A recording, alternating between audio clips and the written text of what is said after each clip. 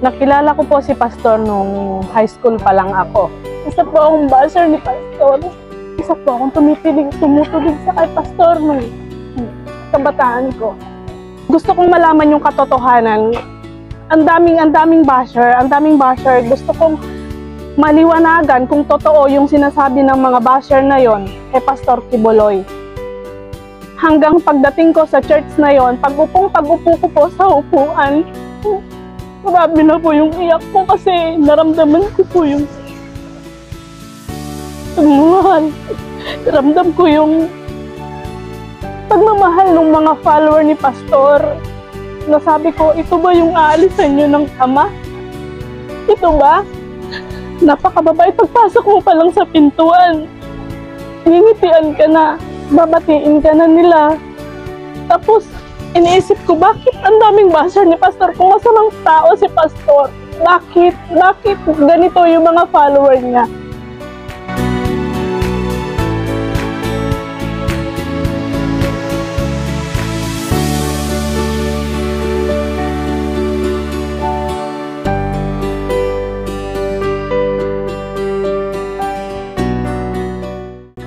Nakilala ko po ang KOJC nung panahon na ako'y down na down at lugmok sa problema. Nung una, naging doubtful po ako. Bilang isang dating Katoliko, talagang hindi ko talaga inaasahan na mapunta ako sa kanya.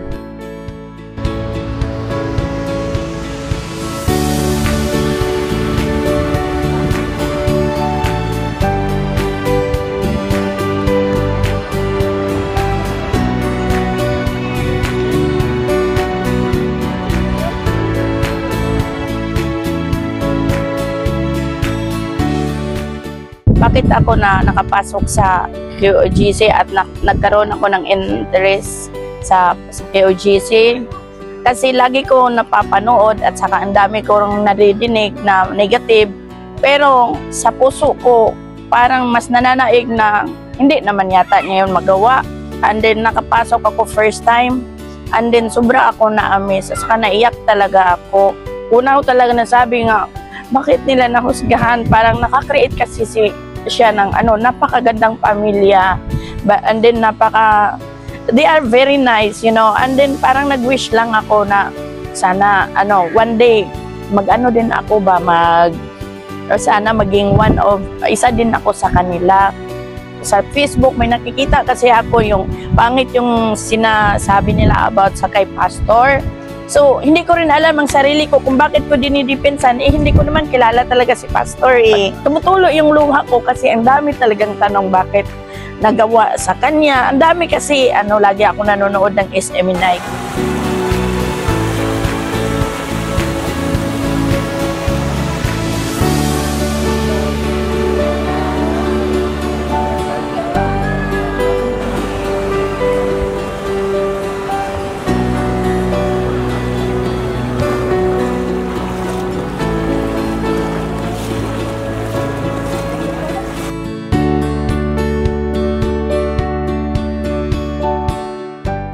Nag-decide ako na magiging isang kabahagi ng isang kingdom citizen kasi na kita ko yung magandang mga mensahe ni Pastor na para sa ating lahat na magiging matatag tayo sa pananampalataya. Magpapasalamat din ako kay Pastor na nagiging kabahagi ako sa kingdom.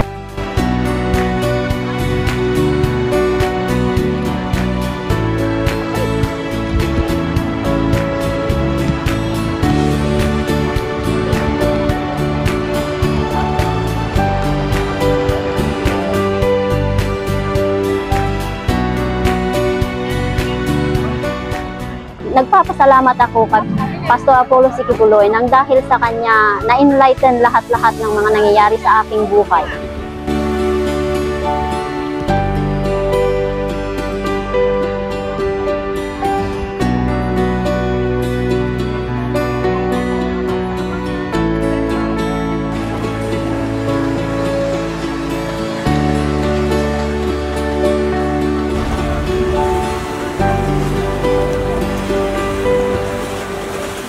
Pastor, Totoo nga po, ginamit kayo ng Ama upang magpalaganap ng kabutihan. Maraming salamat, Pastor. Binago mo yung buhay ko kahit sa sanggaling panahon. Siguro darating po yung tamang panahon na mas mapapabuti pa po yung buhay ko. Papasalamat po ako sa inyo, Pastor Apollo Quiboloy, sa chances, sa mga taong ginamit niyo po para maging ma-enlighten ako sa pangangaral niyo sa mga scriptures. Sana po ay marami pa po akong matutunan at marami pa po kayong ma-guide na kaluluwa po. Maraming salamat po, Pastor. Mentally sa akong puso, gusto yun ako. O salamat, Pastor, sa imong pagpadamgo sa ako. Wala yung kabalo, pero kabalo ko nga kanang misuroy yung ka nga imong kong ikuan. Kabalo ko nga imong kong isave o first time na ako nagbasa og Bible. Kaya yun, na-feel na ako nga, dili na ako magduwa-duwa mo, kuha na lang yun ko para makabalo ko sa Word of God. See you soon, Pastor, pag-amping. God bless.